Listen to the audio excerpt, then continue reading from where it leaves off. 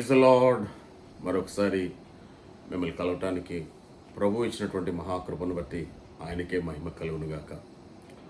Bible గ్రంథంలో ఉన్నటువంటి ఓ చక్కటి ప్రార్థన మీతో పంచుకోవాలని, ఈ ప్రార్థన ద్వారా మీరు విజేతలుగా మీ జీవితంలో, మీ ఆత్మీయతలో, మీ విశ్వాసపు యాత్రలో ఉంటారని నేను నమ్ముతున్నాను. మార్కు సువార్త 11వ అధ్యాయము 21, 22 వచనాల్లో ఇలా రాయబడి ఉంది. ఎవడైనను ఈ కొండను చూసి ఎత్తబడి సముద్రంలో పడవేయమని చెప్పి తన మనసులో సందేహింపక ఈ ప్రార్థన చేసినప్పుడు అది తప్పక జరుగును అని యేసు ప్రభువారు పేతురుతో చెప్పడం జరిగింది. పేతురుకి ఈ విశ్వాసాన్ని ప్రభు నేర్పిస్తున్నారు, ప్రార్థన నేర్పిస్తున్నారు. ఎంతకాలం మీరు నా పైన ఆధారపడతారు? నేను చేసే అద్భుతాలు, నేను చేసే మహత్కార్యాలు, నేను చేసే సూచక్రియలు కేవలం చూసేవారుగానే, వినేవారుగానే ఎంతకాలం ఉంటారు? ఇప్పటి నుండి మీరు కూడా ఇలాంటి అద్భుతాలు, ఇలాంటి సూచక్రియలు, ఇలాంటి మహత్కార్యాలు మీ ద్వారా నేను చేయిస్తాను అని యేసుప్రభు వారు పేతురుతో ఈ మాట చెప్పటం అక్కడ రాయబడటం మనం చూస్తాం.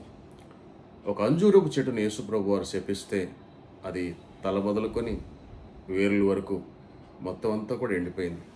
అది చూసిన పేతురు ఆశ్చర్యపోయాడు. ఏంటి ఆయన మాటకు చెట్టులు కూడా ఇలా అయిపోతున్నాయి, లోబడుతుంది అని పేతురు విస్మయం పొందాడు.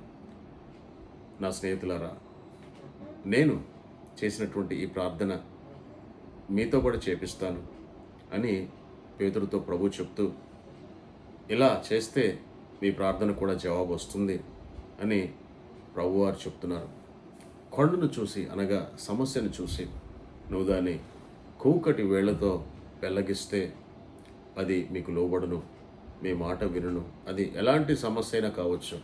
మన జీవితంలో ఎలాంటి తుఫాను, ఎలాంటి ఆటంకము, ఎలాంటి అపవాది తంత్రముల ద్వారా నలిగిపోయినటువంటి పరిస్థితుల్లో, ఎలాంటివైనా సరే, ఆత్మీయతలో ఎదగకుండా, విశ్వాసంలో ఎదగకుండా, ప్రార్థనలో ఎదగకుండా, బలహీనమైనటువంటి పరిస్థితుల నుంచి ఆ మాట ద్వారా, నీ ప్రార్థన ద్వారా నువ్వు విజేతగా ఉండొచ్చని ప్రభు చెప్తున్నారు.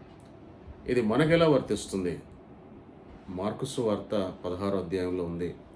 ఎవరైతే సువార్తను అంగీకరిస్తారో ఈ భూమండలంలో వారందరి పట్ల నా చిత్తము ఏంటి అని అంటే, నమ్మి రక్షణ పొందినవారు, నమ్మి బాప్తిస్మం పొందినవారు రక్షించబడటమే కాకుండా నా నామమున దెయ్యాలను వెళ్ళగొడతారు, రోగులు స్వస్థపరుస్తారు, అలాగే భాషల్లో మాట్లాడతారు అని ప్రభు నమ్మిన వారి వల్ల ఈ సూచక్రియలు జరిగినని యేసుప్రభు వారు చెప్పారు. కాబట్టి ఎవరైతే ప్రభువుని నమ్మారో, ప్రభువుని రక్షకుడిగా తెలుసుకున్నారో వారందరి కర్తవ్యం ఏంటి అని అంటే, మనం ఈ లోకంలో మనం ప్రభువుని నమ్మాం కాబట్టి అపవాది వాడి తంత్రములు మన పైన ప్రయోగిస్తాడు. అవి ఆత్మలోకంలో మన సహజమైనటువంటి కనులకు కనపడవు, వినపడవు. మనకి ఆ స్పర్శను కూడా మనం తెలుసుకోలేము. ఒక సమస్యని సహజంగా, ఒక తుఫాన్ని కానివ్వండి, లేదా వాతావరణ మార్పులు కానీ, దాన్ని కనిపెట్టడానికి శాటిలైట్ ద్వారా కానీ మనం కనుక్కోవచ్చు. కానీ అపవాదిని యొక్క తంత్రాన్ని కనుక్కోవాలని అంటే, అపవాది ప్రణాళికలు వాడు మనల్ని ఎలా నష్టపరచాలని వాడు ప్రయత్నం చేస్తున్నావు అవి తెలుసుకోవటము మానవుడి కనులకు, మానవుడి జ్ఞానముకు అందటం చాలా కష్టం.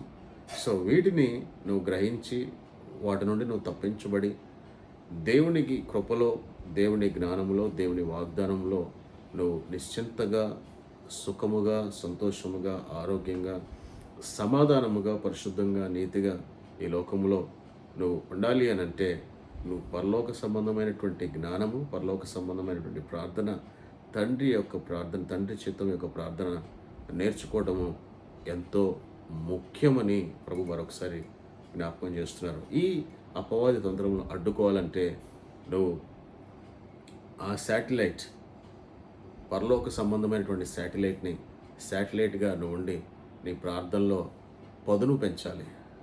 నీ ప్రార్థనలో మరి నువ్వు ప్రభు యెషయా గ్రంథంలో రాయబడి ఉంటుంది ఏమని అంటే, నువ్వు మెరుగు పెట్టినటువంటి అంబుగా నేను నిన్ను చేస్తాను, నీ నోటిని వాడిగల ఖడ్గముగా చేస్తాను. అంటే నీ ప్రార్థనలో చురుకుదనము, అలాగే నీ ప్రార్థనలో మరి తేజస్సు, నీ ప్రార్థనలో షార్ప్నెస్ అనేది ఉండాలని ప్రభు చెప్తున్నారు. ఆమేన్. కాబట్టి ప్రతి సమస్యకి భయపడిపోక, బెదిరిపోక, కృంగిపోక, నిరుత్సాహపడక, విశ్వాసంతో గదిలోనికి వెళ్ళి మోకరించి వాటిని, ఏ సమస్యలైతే నీ జీవితంలో అడ్డుబండగా గుదిబండగా ఉన్నాయో వాటిని యేసు నామములో పెళ్ళగించడం నేర్చుకోండి. అది ప్రభు చెప్తున్నారు. ఎవడైనాను ఈ కొండను చూసి ఎత్తబడి సముద్రంలో పడేస్తే అది మీకు లోబడుతుందనట. ఆమేన్. కాబట్టి ఏ అసమాధానం భార్యాభర్తల మధ్య, బిడ్డల మధ్య, అలాగే కుటుంబంలో, అలాగే జాబ్ దగ్గర, లేకపోతే వ్యాపారం దగ్గర, అలాగే నువ్వు వెళ్ళవచ్చు మార్గంలో ఏ ఆటంకాలు నిన్ను బలహీనపరచకుండా, నిన్ను నిరుత్సాహపడకుండా నువ్వు భద్రంగా ఉండాలంటే నువ్వు ప్రార్థన నేర్చుకోవాలి, ఆజ్ఞాపించాలి. సమస్యలను నీ జీవితంలోంచి పెళ్ళగించి పాదాల కింద చితకతొక్కే ఆ శక్తి సామర్థ్యము దేవుని వాక్యంలో ఉందని ప్రభు మరొకసారి ఈ వాక్యం ద్వారా మనందరికీ తెలియపరుస్తూ, మనం సౌఖ్యంగా, సుఖంగా, సంతోషంగా, సమాధానంగా, పరిశుద్ధంగా, నీతిగా, యథార్థంగా ఈ భూలోకంలోని దేవుని రాజ్యమును కట్టే వ్యక్తులుగా ఉండాలని ప్రభు కోరుకుంటూ ఈ వాక్యం ద్వారా మనందరినీ బలపరచాలని ఆశిస్తున్నారు. ప్రార్థన. తండ్రి, ఈ వాక్యాన్ని విన్న మా ప్రియులందరినీ మీరు దీవించండి. పరిశుద్ధాత్ముడ సహాయం ఇచ్చేయండి. పరలోక సంబంధమైనటువంటి ఆ ప్రార్థన, ఆయా సమస్యలను పెళ్లగించే ప్రార్థన, ఆజ్ఞాపించే ప్రార్థన, యేసు నామములో ప్రతి ఆటంకాన్ని బంధించే ప్రార్థన మా అందరికీ మీరు నేర్పిస్తున్నారు ఈ వాక్యం ద్వారా. ఎవరైతే మీ ప్రియులు ఈ వాక్యాన్ని వింటున్నారో వారిని కూడా బలపరిచి అలాంటి ప్రార్థనలోనికి నడిపించి, ఆటంకాల నుంచి, అపవాతంత్రం నుంచి తప్పించి నీ సురక్షితమైన రెక్కల కింద భద్రపరచమని యేసు నామములో ప్రార్థిస్తున్నాం తండ్రి. ఆమేన్. ఈ వాక్యం ద్వారా మీరు బలపడ్డారని నేను నమ్ముతున్నాను. మరొక అంశంతో మళ్ళీ కలుద్దాం. అంతవరకు సెలవు. షలోమ్.